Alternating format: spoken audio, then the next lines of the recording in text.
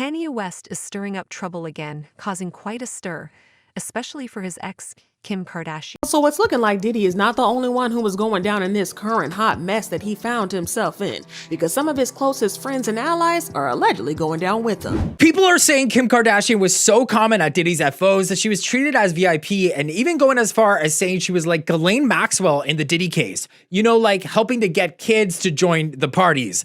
Kanye West exploded on social media, blaming his ex-wife Kim Kardashian of having a shady relationship with Diddy. While the internet went berserk, the claims came from unverified tweets spurred by Ye's mental health issues. Kim's early career was clearly tied to Diddy, but speculations do not translate to facts. Ever since the Diddy scandal started picking up pace, celebs have been holding their breath, fearing that their own darkest secrets might come to light. So many names have already been dragged through the mud, and it looks like it's Kim Kardashian's turn to face the music.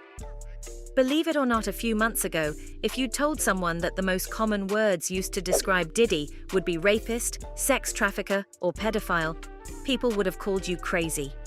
Now though, it seems like that's all the rapper will ever be.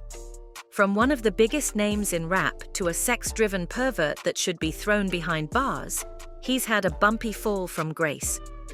It started when his ex-girlfriend Cassie Ventura filed a lawsuit against him, talking about how he had abused her for over a decade. While he managed to settle that particular lawsuit within 24 hours, he hasn't had time to breathe since then. A lawsuit filed against Sean Diddy Combs accuses the music performer and executive of rape, physical abuse, and sex trafficking. The singer Cassie says the incidents occurred throughout her 10-year relationship with Combs. Her suit was filed under a law that allows alleged sexual offense victims to file past the statute of limitations. Cassie says she wanted to speak out before that law expires next week. Mr. Combs has denied all the allegations. For more, let's bring in entertainment attorney Dante Mills. So, Dante, thanks for being with us. Cassie has signed with that label when she was just 19, and Sean Combs was 37. What's alleged to have happened after that? Thank you for having me, Catherine. So in this lawsuit, I just wanted to be clear. This is a civil lawsuit. This is not a criminal lawsuit. There's no chance here as we stand for Sean Combs to go to jail. It's a civil lawsuit about money. And the claim is that during their relationship, he was physically abusive, that he required or demanded that she perform certain sexual acts with other people while he was there, and that he, in fact, raped her shortly before she left him. She said she did not want to have sexual relations with him, and he forced himself on her. That's the basis of this lawsuit and why it's moving forward. Now, you are right. A number of other girls spoke up about Diddy forcing himself on them, some of them being minors at the time of the assault. And honestly, the stories are pretty disturbing. Lawyers for Sean Diddy Combs want the sexual assault lawsuit against him dismissed. They filed a motion in court claiming the plaintiff cannot recall the day or time of year when the alleged assault happened, and too much time has now passed. The suit was filed in December in New York and accuses Combs of sex trafficking and gang rape. He denies those allegations. The woman that is suing Combs says that she was 17 at the time of the alleged assault back in 2003. Now, you may recall back in March, Combs's properties, both here in L.A. and Miami, were raided by federal authorities in a sex trafficking investigation. Combs is now named as a defendant in several recent sexual abuse lawsuits. Combs and his attorneys have denied all of those allegations. Now, the lawsuits may not have ended up with Diddy immediately in jail, but they certainly got the ball rolling. People started to speak up about him. Names like Cat Williams, 50 Cent, Jaguar, and Kesha have started speaking up against the rapper. Cat went viral for his Club Shay Shay interview, where he mentioned Diddy by openly calling him out on his parties and what happened in them. He also threw a number of other celebrities under the bus in the process. Cat talked about how he himself had to refuse $50 million 4 times to ensure that he didn't end up like the rest of them, emphasizing that you had to tell Puffy no. Right. I will let you tell it. No, you're no, the best. I want you to tell it. You really are the best. You're proving it here today. As much as I'm proving it, you proving it. You proving it. Yeah, that wasn't the thing. It wasn't People say that. He lost $50 million. No, that's not even close to what happened to this dude. And until you understand what happened to the dude, you don't understand what happened. Like, no, not they offered him $50 million and he turned it down. Who gonna turn down $50 million? Now, I've had to turn down $50 million 4 times. 4 times. Just to protect my integrity and that virgin hole I was telling you about. Right. Because P. Diddy be wanting to party. And you gotta tell him no. You got to tell him no. I did. I did. See, I got the receipts for everything I'm telling you. That's why I can say them so freely. Let's just say, Kat has made it obvious that everybody in Hollywood knew what was going on, and most of the people that went to his parties knew exactly what they were walking into. Meanwhile, Kesha was one of the first celebrities to openly show her stand against the rapper after she changed the lyrics of TikTok and refused to sing the old version. Together for Kesha!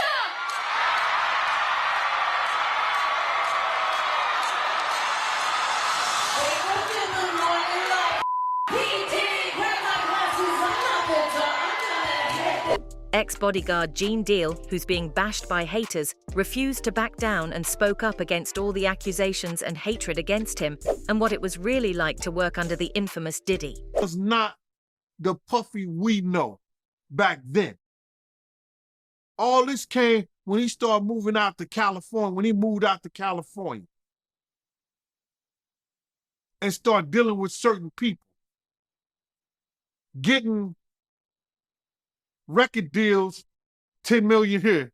Yo, he got a record deal for $10 million and flopped and came back and got another record deal and then turned in an album for $10 million and it flopped. Why? Why? That's the nature of what he was doing because he was willing to go through those doors that people like Christopher Williams wasn't going through. The civil lawsuits opened a can of worms for Diddy, and Homeland Security pulled no punches when they stormed his Miami and Los Angeles homes.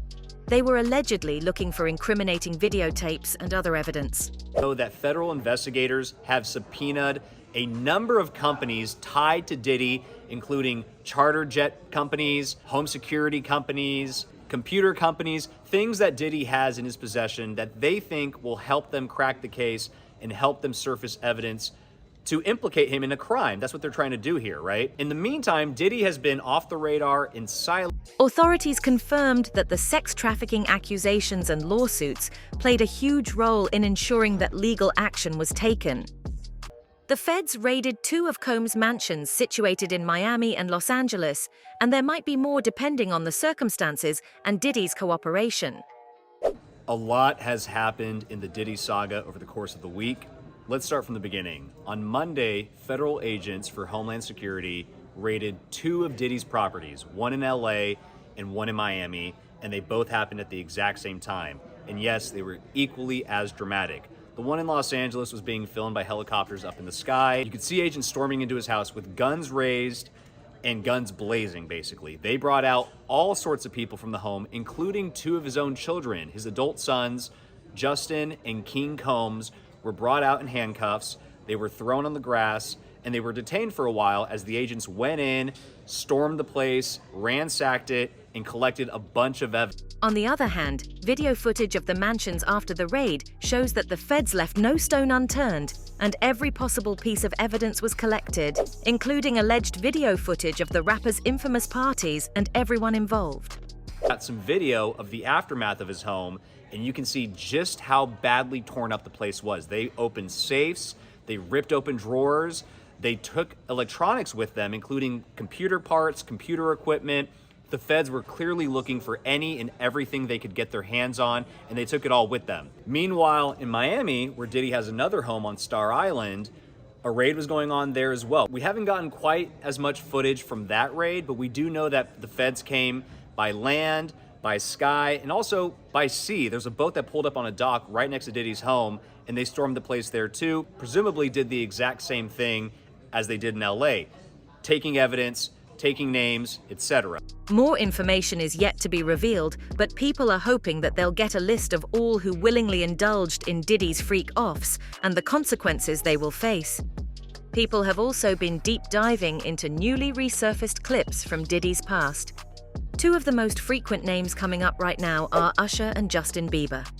Usher was under Sean's guardianship for about a whole year, and fans noticed that he had let slip what it was really like to live with him.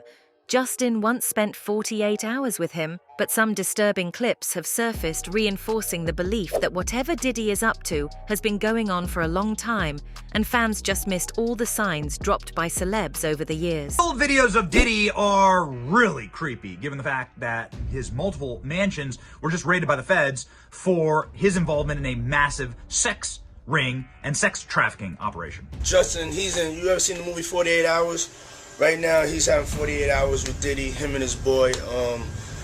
They're having the times of their lives, like you know, where we hanging out and what we doing. We can't really disclose, but it's definitely a 15-year-old's dream. You know. Speaking of celebrities dropping signs, Kanye West doesn't seem as crazy as Hollywood made him out to be all of a sudden. Man, was Kanye trying to tell us the truth about P. Diddy before everything that is happening to him now? Kanye West went on to say how he is never nobody, and he explains how this allows him to do whatever he wants. Let me know your thoughts on this. Y'all can't send none of y'all meat meals, y'all puffies, y'all little boozies, none of these things. None of these people that have to listen to y'all because they have legal. I never nobody, right? I'm the pussy that never nobody, right? But that means I can say whatever I want and not. Ye stated that Diddy had made a deal with the feds to make sure that he didn't end up in jail or get in trouble for blackmailing people, and targeting him was part of it. Puff Daddy, whoever, none of these niggas, all you fake hard niggas, fuck you. Hold on. Okay. All you fake hard niggas, fuck you. You know what I'm saying? I don't give a fuck because you can't shoot nobody anyway, and the reason why you got talk is because you did a deal, you fucking fed. You know what I'm saying? That's why you gotta come at me, because part of the deal for you to be able to do all that and get out of jail is that you promise that you gonna go pull my coat card. So y'all niggas shut the fuck up about me. Now let me say it calm. You niggas shut the fuck up about Michael. Right. I'm Michael now. Every Michael you can think of, but mostly Godfather. The rapper not only slammed Puffy, but also threw his ex-wife under the bus. Yes, that's right. Looks like Kim Kardashian not only knew about Diddy's heinous acts, but was also heavily involved in covering up for him. Kanye West is stirring up trouble again, causing quite a stir, especially for his ex, Kim Kardashian. This time it's serious, it might even be against the law. Kanye is claiming that Kim allegedly had an affair with Diddy while married to him. Shocking, right? Kanye is also suggesting that Kim might have allegedly helped Diddy with some shady stuff, like money laundering and hushing up victims. And get this, she allegedly used her mom Chris's church as a front for all this. Kim never quite had a good reputation or clean background. She's known for selling herself to achieve her goals, so really it shouldn't be a surprise for her fans that she ended up in this mess.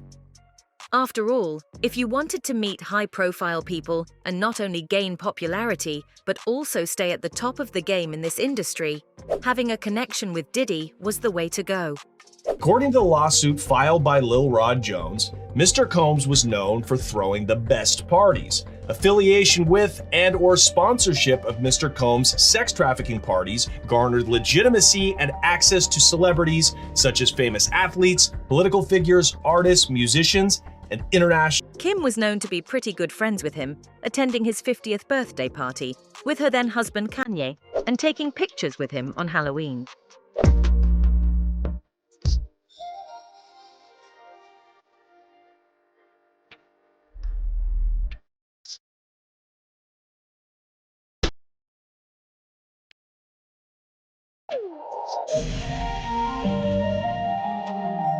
But connection is a very mild word to describe the speculation that the billionaire has been laundering money and paying Diddy's victims to remain silent about his crimes.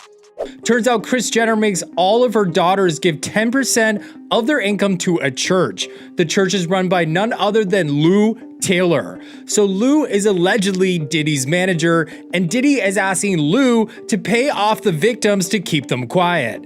Lou is the one who put Britney Spears in a conservatorship, and while Kim was married to Kanye, she tried to force him in one too.